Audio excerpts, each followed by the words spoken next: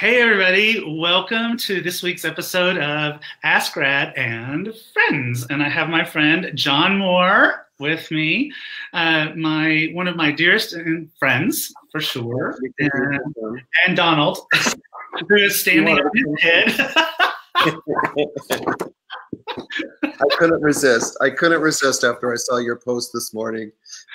It was a fun post to write, I have to say. It's pretty funny. You got me. Oh, let's lead him down the garden trail. And then wham. So, well played. Well played. I thank y'all. So John, so you do something that I think not a lot of people have been exposed to. And it's called it's called universal, no, it's called family constellations. Yes. So tell people, about what that is and what it looks like, but also I think people would really like to know how you came to do it. Sure.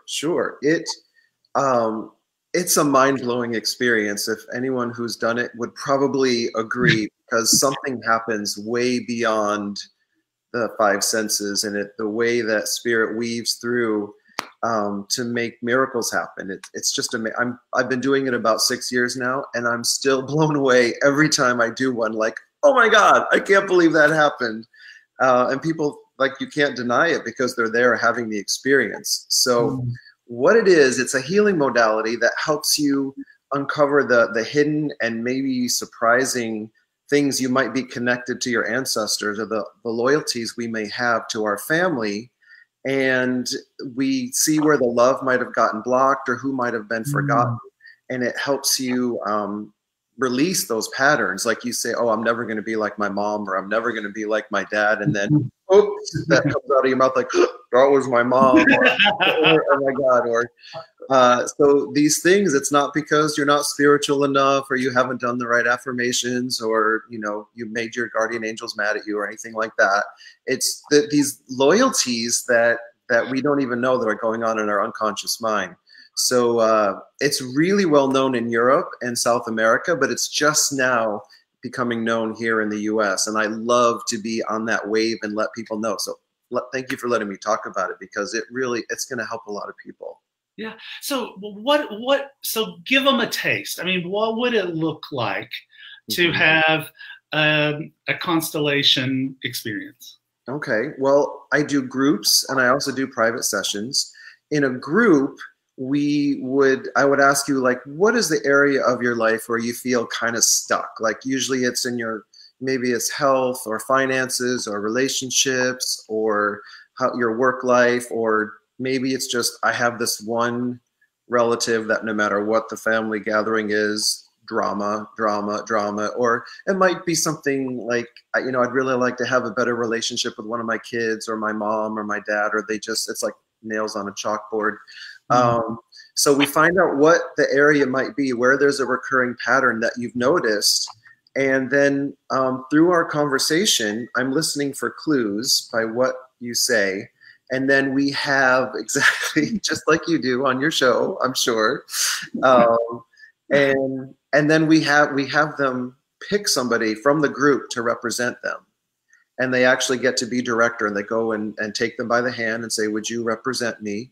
And then they put them somewhere in the room, and we call that the knowing field. And in the knowing field, any information that's going to be helpful to the person and all of us in the room is available. So we call it the gateway drug to woo-woo, because it's like people that wouldn't normally come to like an angel seminar or something like that. They like, ooh, family. My family's kind of messed up. Maybe I should go. So if I could tell you how many times people said, if I knew what this was, I never would have come, but I'm glad I did, because they get it. Like, people just get it. And then the rest of them, I'm kind of sneaky. I write things like your grandmother, maybe betrayal, your country of origin, or something else on a little piece of paper, and I fold it up so nobody sees it. I know what it is, but no one else does. And I have the client give those pieces of paper to somebody, and they just, it's the freakiest thing, Radley, that people start to feel things that they know is not them. Like, it's almost like channeling, but it's really just observing and feeling. And so people start to, like, they get sad, or they start laughing uncontrollably, or they want to sit down, or they want to go stand in the corner. It, like, something magical truly happens, and people start feeling things, and it shows us what's going on under the surface, that they may have thought their parents had the happiest marriage, and the person representing mom and the person representing dad are standing with their backs to each other. So it reveals some things that you may never have put together, like, oh, maybe the reason that I'm having a hard time at work, you know, maybe you have a grandfather that lost a lot of money, or maybe he was embezzled money from somebody. So there's lots of things that are under the surface that we reveal. And then through conversations that maybe would have wanted to happen 40 years ago, we actually allow the representatives to have these conversations, and it's like a weight is lifted. People usually take a deep breath. People usually shed a few tears. They hug. It's like, it's just magic what happens. So I love doing it. I really, really do. I don't know if you can tell or not. How did you come to do it? Well, I was in California for a while, and things didn't work out there. And I really got clear guidance to go back to Miami, specifically Miami, not Fort Lauderdale. And I joined a book group at the Unity Church there. And this woman did constellations at part of our group. And I was like, yeah, just what we need is another modality. I totally dismissed it. But she invited me to come to her home. She had a meditation group every Wednesday night at her home, and I play the crystal singing bowl. And I played it at our group. She thought, oh, that's lovely. I think our group would like it. So I went to her home. I played the bowl, met some wonderful people. And this one woman I was talking to, she was saying, oh, have you tried family constellations? It's amazing. You won't believe what happens. It'll blow your mind. She was going on and on. I'm like, I didn't ask. This is unsolicited promotion for this, so maybe I should check it out. And I did. That woman was having a workshop in her home the next Saturday. I went, and I thought something with my mom was going to come up, but it was actually something with my dad that came up that I just, it was a mind blower. And so I immediately said, how do you learn how to do this, to the woman? Michelle Bleckner is her name. Thank you, Michelle, for introducing me to this work. And she said, well, I'll teach you. And I just totally immersed myself in it. She had them in her home often. So I went. She would train with people that trained with the guy who created it in New York. And then she would come back and teach a group of us back in Miami. And I just soaked it up. It was either made for me or I was made for it. I don't know which one, but I just really took to it, and I love doing it. Now, but this was not your gateway drug to woo-woo. No, it was not a gateway drug to woo-woo. I think was your gateway drug A Course in Miracles? Actually, no, it was massage school. I went to massage school in 2002, and shameless plug for Educating Hands School of Massage in Miami. It was definitely more of a woo-woo school. Like, we had an evening with essential oils, and we talked about crystals, and they taught me how to do La Ho Chi energy work. And so it was definitely more woo-woo than your typical, massage school that's all about the medical, reasons. I mean, we learned the bones and the muscles and the body functions and all that, but it was definitely more spiritual. And that was kind of my introduction to woo-woo. And then ironically, one of my classmates that I really connected with, she's the one that introduced me to A Course in Miracles. So that was much later, though. That was like 2006 and 2007. But you teach it now, right? I do. I facilitate a group I live in Houston now. So there's a wonderful group that meets every Monday night at 7:30. And I also, I do coaching, and most of my coaching is based on A Course in Miracles and also family constellations. I kind of weave them in and other things too. I love Native American teachings. I really got into that, and I love rose quartz. Like that's kind of my signature stone. You remember I was sprinkling it all over Disney World when we were. Yeah.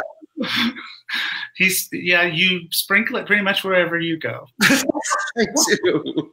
Yeah, a really wonderful group of my friends. My first spiritual gathering near Tampa in 2004, Valentine's Day. Wow, it's coming up on the anniversary. They've been spreading rose quartz crystals all over planet Earth to create a web of love and peace around the planet that we can all kind of tap into. So not that we're not already connected, but it's a nice little ritual to just put some in the bushes over here, throw some in the lakes. I've put some in the Grand Canyon. I've put a lot of Disney World. I put in a lot in Hawaii, all the way from San Diego to Hawaii, in the ocean, just all over the place. And it's just really fun. Now you're the rose quartz fairy of Houston. Exactly. I will accept that title. Cool. I'm glad.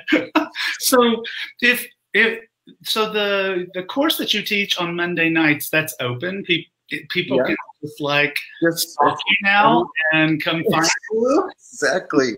Just drop on in. It's in how cool is this? The name of the building is called Grace Hall.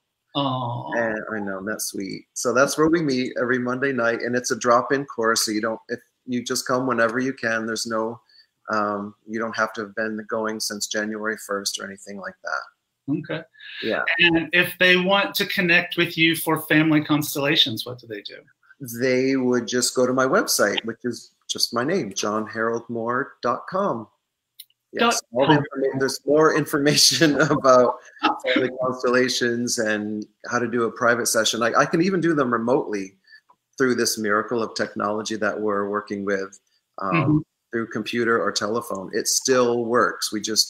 I just have people put pieces of paper on the floor with numbers on them, and I assign roles to the numbers. So my partner can attest to this. I did one for him over the phone before, like when we first met, and he would stand on one number, and he would just start crying, and then he'd step off it and the tears would stop, and then he'd step back on it and the tears would start going again. He's like, what the heck is going on here? So that, distance doesn't matter, but it still works even remotely. Right. Cool. Yeah. Well, anything else you want to tell people? That doesn't involve our history. If you want to know some funny stories about Radley from Disney World, let's go to the You'll get plenty of them. Well, I do want to say when we had that magical adventure together, the fall of 2017.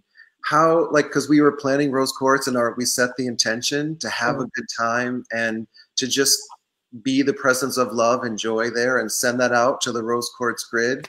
Do you remember when we were rushed for time and we thought, well, we want to go see the Lion King show, and we weren't sure if we were going to make it, and we're walking towards the theater and some woman said, hey, do you two want to come sit in the front row for the Lion King show?